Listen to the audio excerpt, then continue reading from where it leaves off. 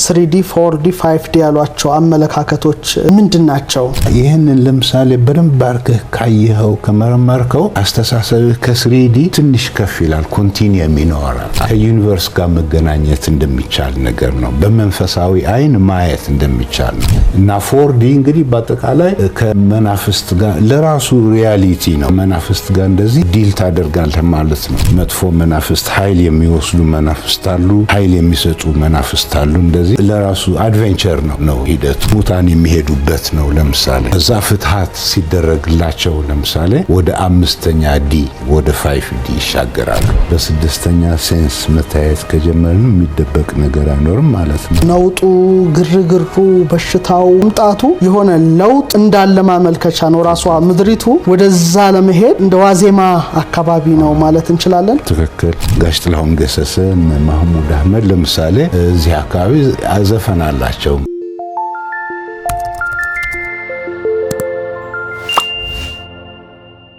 አሁን ምን የሆነ ነው የሚሄደው ያለው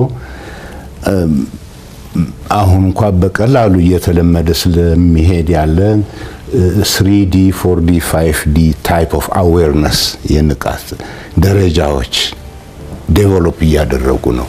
አንዱ ችግር እንግዲህ ምንድነው እነዚህ በትክክል አድርጎ አይገባቸውም ስለ ረቂቅ ነገር። እሱ ነው ችግሩ። በሜካኒካል ነገር ነው የሚያዩት እና እስካሁን ድረስ እንግዲህ በ3D አመለካከት እንሄድ ነበረ። አሁን ግን ወቅቱ ይሆንና የኢቮሉሽን ጉዳይ ይሆንና ወደ 4D አይነት ሲኮን እንግዲህ ወደ 6ኛ የስሜት ህዋስ መጨመር እንደማለት ነገር ነው። ከስጋው ላይ እንግዲህ እንደ መንፈሳዊ ኳሊቲ አይነት እንጨምርበታለን ማለት ነው። በዛ አንፃር እንግዲህ ብዙ ነገሮች ይኖራሉ። የቫይብሬሽን ጉዳይ ይሆናል። ሁሉም የተያያዘ ይሆንና አንድ አይነት ዓላማ፣ አንድ አይነት ስሜት፣ አንድ አይነት ቫይብሬሽን ይኖረዋል እና ከበዓሉ ያየሁት እንግዲህ አንድ አይነት እንቅስቃሴ ነበረን፣ አንድ አይነት መንፈስ ነበረን አይነት ነገር ነው እና ለወደፊቱም እንደዚህ ይሆናል፣ ይስፋፋል። በጣም እናድጋለን፣ እንማራለን፣ እንለመልማለን ነው ይኸው። እስቲ በዚሁ ላይ ጥያቄ ላንሳለሁትና ለተመልካቾቻችን ለሁላችንም ግልጽ ለማድረግ 3D 4D 5D ያሏቸው አመለካከቶች ምንድናቸው? ይሄ እዚህ ላይ ነው እንግዲህ ዋናው ነገሩ። የሰው አመለካከት እየተለወጠ ነው። ምክንያቱም ምድርም ራሷ እድሜዋን እየቆጠረች ነው ኢን ሴንስ። ስለዚህ ሂዩማኒቲም ለውጥ አለው በሂዩማኒቲ ላይ ነው። እስካሁን ድረስ እንግዲህ በተለይ በሳይንስ እንኳን ብናይ ለምሳሌ በ16ኛ ክፍለ ዘመን እንደዚህ እነ አይሳክ ኒውቶን ሂሳቡን ያገኙበት እነ ካልኩለስ እንደዚህ ይባልና ለኢንጂነሪንግ ጥሩ ነገር ነበረ። ከዛ ኢንዱስትሪያል ሪቮሉሽን እንደዚህ ሲባል እንግዲህ እድገት ሆነ። ግን ማቴሪያሊስቲክ አይነት አመለካከት ነው የኒውቶን ለው የነበረው እና ውሱን ነው ለማለት ነው። እና የ3D አመለካከት እንግዲህ ምን ማለት ነው? አዎ አንድ ነገር እዛ ይገኛል ለማለት እንግዲህ ቁመት፣ ወርድ፣ ጥልቀት ያስፈልገዋል። ሶስቱ ያስፈልጋሉ። በዚህ አጋጣሚ ጋሽ ጥላሁን ገሰሰ፣ ማህሙድ አህመድ ለምሳሌ እዚህ አካባቢ ዘፈን አላቸው። ስለ ፍቅር ሲናገሩ አካል እንዲኖረው ምን ያህል ነው ጥልቀቱ፣ ወርዱ፣ ቁመቱ አይነት የሚላል። አዎ ሶስቱ ያስፈልጉናል። ያ ነገር ደግሞ የሚንቀሳቀስ ከሆነ ጊዜ ያስፈልገዋል። ግን እዚህ ላይ 4 ሳይሆን አሳች 3 እና 1 እንበለው። ኦኬ የተለያዩ ናቸው። ኒውቶን እንግዲህ ጊዜ በራሱ የሚኖር አርጎ ነው የቆጠረው። ኦኬ ወደፊት ስንሄድ እንግዲህ የአይንስታይን ስናይ እንግዲህ ምን ይሆናል? 3 እና 1 ሳይሆን 4 ይሆናል። በአንድ ቅንፍ ውስጥ ይሆናል። እነዚህ 3 የስፔስ እና 1 የታይም አንድ ቅንፍ ውስጥ ሲያደርጋቸው እንግዲህ ታይም እንደ ስፔስ አድርጎታል ማለት ነው። ይሄ ስፔስ ታይም ኮንቲኒየም ይሉታል። እና ይህንን ለምሳሌ በደንብ አድርገህ ካየኸው ከመረመርከው አስተሳሰብህ ከስሪዲ ትንሽ ከፍ ይላል። ኮንቲኒየም ይኖራል አሳች ነገር አለ። እና 4D በአጠቃላይ እንግዲህ ምንድነው በእነዚህ ቻክራ የሚሏቸው ፖርታልስ ቱ ዘ ዩኒቨርስ በሚሏቸው ኦኬ ከዩኒቨርስ ጋር መገናኘት እንደሚቻል ነገር ነው። በመንፈሳዊ አይን ማየት እንደሚቻል ነው። እና ይሄ በባህላችን የተለመደ ነው። ሶስተኛ አይን ይባላል፣ አይነ ልቦና ይባላል። ራእይ የምናይበት ቴሌፓቲ ኢኤስፒ ነው የምናደርግበት ነገር ነው። ፒኒያል ግላንድ ይሉታል፣ አንጎላችን ውስጥ ነው። እና ይህንን መጠቀም እየጀመርን ነው። አሁን የኢቮሉሽን ጉዳይ ነው ሂደቱ። እና 4D እንግዲህ በአጠቃላይ ከመናፍስት ጋር ለራሱ ሪያሊቲ ነው። ከመናፍስት ጋር እንደዚህ ዲል ታደርጋለህ ማለት ነው። መጥፎ መናፍስት፣ ኃይል የሚወስዱ መናፍስት አሉ፣ ኃይል የሚሰጡ መናፍስት አሉ። እንደዚህ ለራሱ አድቬንቸር ነው ሂደቱ። ሙታን የሚሄዱበት ነው። ለምሳሌ ከዛ ፍትሃት ሲደረግላቸው ለምሳሌ ወደ 5ኛ ዲ ወደ 5D ይሻገራሉ። ኦኬ። እና አሁን ደግሞ በወናችን እያወቅን አንድ አይነት እንደ ጸሎት ነገር ካደረግን እዛ ልንደርስ እንችላለን ነው። እዛ ሲደረስ እንግዲህ ምንድነው ከስፔስ ታይም በላይ ውጪ እንሆንና ራእይ ልናይ እንችላለን፣ ልንተነብይ እንችላለን፣ ባክወርድስ ፎርወርድ በጊዜ በቦታም ልንሄድ እንችላለን። እና ይሄው ነው ወላጆቻችን የነበራቸው ዕውቀት ይሄ ነው። በዚህ ዕውቀት የተነሳ እንግዲህ እነ አክሱም ሐውልት እነ ላሊበላ ሰሩ። እና ጥያቄው አሁን እንደገባን ከሆነ ያንን ሪክሪኤት ልናደርገው እንችላለን ወይ ነው? አዎ በቀላሉ ልናደርግ እንችላለን። በጥንት ጊዜ የቅርቡን እንተውና ወደ ኋላ እንኳን ወደ 4000 ዓመት የኢትዮጵያ ታሪክ ብንመጣ የኢትዮጵያዋ ልዕልት አንድሮሜዳ፣ የኢትዮጵያዋ ንግስት ካሲዮፒያ፣ የኢትዮጵያው ንጉስ ሴፈስ በኮንስታሌሽን ደረጃ ስማቸው ጠፈር ላይ እንዲሰፍር አድርገዋል። በሚያስገርም ጥበብ የአክሱምን ሐውልት አቁመዋል። የላሊበላው ውቅር አብያተ ክርስቲያን በሚያስገርም ጥበብ ሰርተዋል። እና አሁን ያ ዕውቀት ከኛ የተወሰደ ይመስላል። ስለዚህ እንደው እንዴት ነው እናገኘዋለን ወይስ ለምን ስጠፋብን? ምክንያቱም አሁን ጭፍን ያለ አካሄድ ነው የምናየው። ላይትመንት አናይም፣ ዘመን አብርሆት ላይ አይደለንም አሁን ባለው ሁኔታ። እና ያን ሲቪላይዜሽን እንዴት እንመልሰው? እንዴት አሁን ስማችን በጠፈር ላይ በኮንስታሌሽን ደረጃ እናድርሰው የሚለውን እስቲ ከሜታፊዚክሱ አንፃር እንዴት ይቃኙታል? ኤግዛክትሊ። እሺ ትክክል። እንዴት እንመልሰው ለማለት እንግዲህ አንዱ ለጥያቄው ስትራቴጂ ምን ስለጎደለን ነው እንደነሱ የማንሆነው ብለን ለምሳሌ ብናይ የጎደለን እኛው ራሳችን የናቅነው ነገር ሱፐርስቲሽን የሚባል እንደ ጊዜው ያለፈበት አድርገን የምናየው ነገር ነው። ስለዚህ በዚህ አንፃር እንግዲህ ወዴት ነው ከአራት ዲ ወደ 3D እየወረድን ነው ማለት ነው። ምክንያቱም ምዕራባውያን በሶስተኛ በ3D አይነት ኮንሽስነስ ነው የሚኖሩት። 4D እና 5D ገና እየተማሩት ነው። እኛ ግን ፎር ግራንትድ ስለምንወስደው ነው እንጂ ባህላችን የጥንት የነበረ ነገር ነው። እና የጎደለን እንግዲህ እነዚህ ሱፐርስቲሽስ ሱፐርናቹራል የምንላቸው ነገር እና የምንተዋቸው ነገር ከተፈጥሮ በላይ ሆኑ ነገሮች ማለት ነው። እነሱን እንግዲህ እንተዋቸዋለን፣ አላስፈላጊ መስሎ ይታዩናል ነው ነገሩ። ግን አሁን ሳይንሱ እየዳበረ ሲሄድ በተለይ በእነዚህ ኳንተም ግራቪቲ ምናምን በሚሏቸው ትሪትመንት ውስጥ እንግዲህ ምንድነው እንደዚህ ሱፐርፊሻል ነገሮች እንዳሉ ይነግረናል ሳይንሱ። አሁን ያለው ሳይንስ ማለት ነው። በዚህ አንፃር እንግዲህ ለምሳሌ ስለ መሰወር የባህላችን ጉዳይ ነው። ሰዎች ባህታውያን ህቡአን ይሰወራሉ፣ ይታያሉ፣ ሁሉ ነገር ይባላል። የማይሆን ይመስለንና እንተው ነበር። አሁን ግን አንድ ነገር አንድ ሰው ይሁን ሊሰወር ይችላል፣ ወይም በብዙ ቦታዎች ሊታይ ይችላል። ቅጽበታዊ እውቀት ሊኖረው ይችላል። ሳይንሱ ይሄን ሁሉ ይነግረናል። እና ምን ማለት ነው እንግዲህ በዚህ አይነት ባህል ኢኩዊፕድ ሆኖ ሳይንሱን ካነበብነው በእውነት በደንብ በጥልቀት ይገባናል። ቢትዊን ዘ ላይንስ በሚባል ነገር እና እሱ ላይ ነው። ከዛ በኋላ ተመልሰ ቅዱሳን መጻሕፍት ምናምን ብናይ ለምሳሌ ትክክለኛ ትርጉማቸውን እናያለን ማለት ነው። እና እንደዚህ ከዳበርን እንግዲህ ምንድነው ትራንሰንድ እናደርጋለን ከማቴሪያል ነገሩ ነው። እና በትራንሰንደንስ የሚተያይ ማለት እንግዲህ ምን ማለት ነው?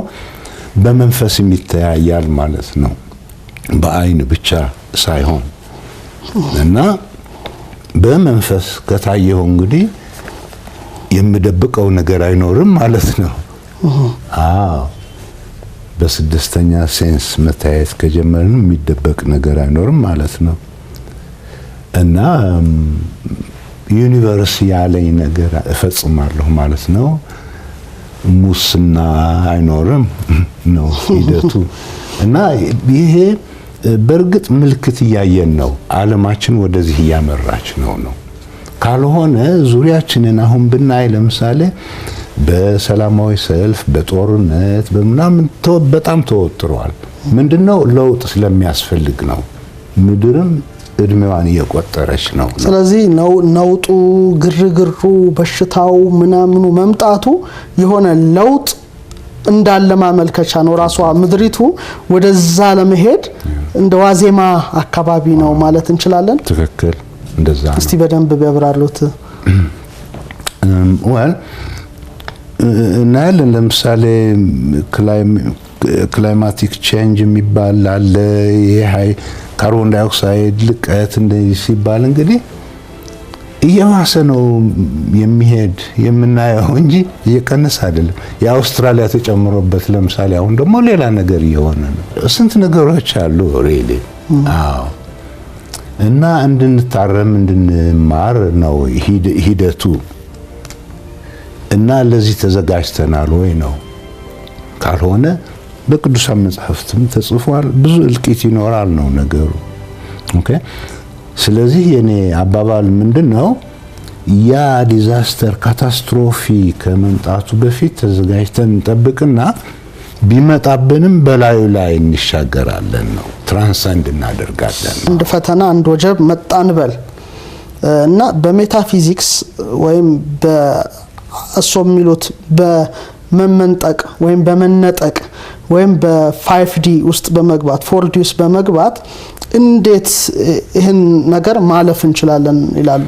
እሺ፣ አዎ፣ ይህንን በጣም ግልጽ ለማድረግ እንግዲህ ምንድነው በተለይ አሁን ብዙ ውጤቶች የሳይንስ ብሬክ ስሩ አሉ። ለዚህ ዲስካሽን የሚጠቅመን እንግዲህ ላምዳ ሲዲኤ ሞዴል የሚሉት አለ። በጉግል ምናምን ሊታይ ይችላል። እንደ ፓይ ቻርት ነገር ነው። እና ምንድነው ይሄ ዩኒቨርስ ጠቅላላ ይዘቱ ምንድነው ቢባል የምንዳስሰው፣ የምናየው፣ የምንሰማው whatever ማተር የምንለው ነገር 5% ብቻ ነው። ቁስ አካሉ ማለት ነው። ቁስ አካሉ። አዎ። የቀረው 95% የማናቀው፣ የማናየው፣ የማንዳስሰው ነገር ነው። እንግዲህ ምን ማለት ነው? ሰውም አካልም አለው ነፍስም አለው እንደማለት ነገር ነው። ግን ነፍሳዊ እውቀቱ 95% ነው። አካላዊ እነነቱ ደግሞ ይሄ 3D ያልነው ነው 5% ነው። ስለዚህ የኔ አካሄድ ለምሳሌ እንዴት ከ5% ወደ 95% እንዴት እንሸጋገር ነው። መከራውንም ለማለፍ ወደ 95ቱ መግባት ያስፈልጋል ነው። አዎ፣ ምክንያቱም ጠቅላላውን እውቀት ማግኘት አለብኝ። ግማሽ እውቀት ምን ያደርግልኛል? ስለዚህ ፊዚክሱ እንግዲህ 5% ላይ ነው። እና በተለይ እኔም የሰራሁት ለኢንጂነሪንግ የሚጠቅም ይሄ ባውንደሪ ቫሊ ፕሮብሌም ምናምን በሚሉት ላይ ነበረ፣ ግን አላረካኝም። ወደ ማናውቀው ከተሻገርን ግን ብዙ ምስጢር ያላቸው ነገሮች አሉ። አንዱ ለምሳሌ ምንድነው ታኪዮንስ የሚሏቸው አሉ። እነዚህ ታኪዮንስ እንግዲህ ልክ ፎቶንስ እንደምንለው ብርሃን ጨረር ነው። በፎቶንስ እንግዲህ ብርሃን ተንጸባርቆ አይኔ ውስጥ ሲገባ ነገሩን አይቼዋለሁ ማለት ነው ነገሩ። ኦኬ እነዚህ ታኪዮንስ ደግሞ ከብርሃን ጨረር በላይ የሚሄዱ አይነት ኢንቴሊጀንስ ኢንፎርሜሽን የሚሰጡን ናቸው። መረጃ አቀባዮች ናቸው ማለት ነው። አቀባዮች ናቸው። እና ያንን ፒክ የሚያደርግ አይን ደግሞ ፒኒያል ግላንድ የሚሉት አንጎላችን ውስጥ ትንሽ እጢ ነገር ናት። እሷ ሴንስ ታደርጋለች።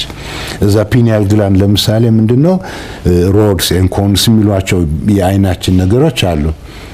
ያቺ ፒኒያል ግላንድ ውስጥም እንደዚህ ሮድስ ኤንድ ኮንስ እንደዚህ የሚባል ነገር አለ። ኢንፋክት ምንድነው ፒዞክሮማቲክ ይሉታል። የሆነ ክሪስታል አሉ እዛ ውስጥ እና አንድ አይነት ልክ እንደ ለምሳሌ ላይተር ጫን ሲሉት ብርሃን እንደሚያበራ እንደሱ አይነት የሚያበራ ሆርሞንስ ያመነጫሉ። እና ልክ እንደ አይን ነው ለማለት ነው ሲምፕሊ። ግን ለነዚህ ታኪዮንስ ለፎቶንስ አይናችን ነው። ለነዚህ ታኪዮንስ እንግዲህ እንደነዚህ አይነት ግላንድስ አሉ ነው ነገሩ። እና ይሄ እንግዲህ ዴቨሎፕ ካደረገ ከጊዜና ከቦታ በላይ ልናይ እንችላለን ነው ሂደቱ። ስለዚህ የሚመጣውን መከራ ማለፍ ይቻላል፣ ማንኛውም ነገር ማለፍ ይቻላል ነው። ግን ትክክል ምንድነው ሜይንስትሪም ይሉታል አካሄዳችን፣ የስልጣኔችን አካሄድ ሜይንስትሪም ሲቪላይዜሽን ምን አቅጣጫው ወዴት ነው ብንል ለምሳሌ አንድ ሰው ብልሃት አገኘ ግኝት አገኘ ምናምን ቢባል ለጦርነት የሚጠቅም አንዳንድ ነገር ለክፋት የሚሆን ነው። በእውነት የቴክኖሎጂ ውጤት እየሆነ ነው ያለው። ስለዚህ አቅጣጫችን ወደ እልቂት ነው ሂደቱ። ሌላው በኋላ እንትን በግልጽ አስረዳለሁ። ምንድነው ያሁኑ ስልጣኔያችን ሂደታችን ኦኬ በእርግማኑ ስር ነው። በእርግማን the spell ለፍታችሁ ሰርታችሁ በላባችሁ ኑሩ ተብሎ እንደተረገመ ያንን ፉልፊል እያደረግን ያለ ነው። እና ቅብዝብዝነት አለ በየከተማው ኦኬ ያ ስፔልም አለ ነው ኦኬ። ስለዚህ ክሎዝድ በሆነ ሲስተም ነው አሁን የምንኖረው ያለ ነው። አቅጣጫችን ወደ ጥፋት ነው። እና ያንን ነገር እንቀልብሰው ወይ ነው ነገሩ። እንደዛ ሲሆን እንግዲህ ስለነዚህ ኤክስትራ ዲሜንሽንስ የሚሏቸው ነገሮች ማየት መገንዘብ እንጀምራለን። ስለ 95% ማየት እንጀምራለን ነው። ስለዚህ አሁን ተራው ህዝብ ይሄ እየገባው ነው። ከፍተኛ የመንፈስ ጥማት ስላለው ነው ይሄ ሁሉ ሰላማዊ ሰልፉ ይሄ ሁሉ ዙሪያችን የምናየው የመጠማት ነገር ነውና ኢትዮጵያ ከድሮም ጀምሮ ባህሏ ወደዚህ የሚያሻግር ስለሆነ ኦኬ ኢትዮጵያ ትቅደም ነው አካሄዱ።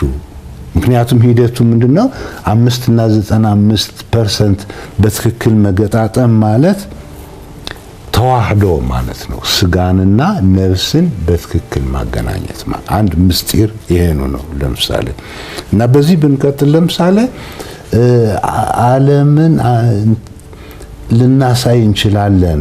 በኤክስትራ ዲሜንሽን ውስጥ የምንኖር የመዓት ሳይሆን የበረከት ሂደት ይሆናል ማለት ነው። እንደዛ ሲሆን እንግዲህ ከእርግማኑ በፊት ስንሆን እንግዲህ ምንድነው 0 ፖይንት ኤነርጂ እንደዚህ የሚሏቸው ነገሮች አሉ። የተዳፈነብን ብዙም የማንጠቀምበት እና ቫኪዩም ኢንጂነሪንግ ይባላል። ለምሳሌ የነ ኒኮላ ቴስላ እንደዚህ ነገር ነው። እና ኤነርጂ በነፃ የሚገኝበት ሁሉም ነገር አቬይለብል የሚሆንበት ጊዜ ይመጣል ነው ሂደቱ። ስለዚህ ከእልቂቱ በኋላ ስለሚሆን ወደ እልቂት አንሄድ ለማለት ያህል ነው።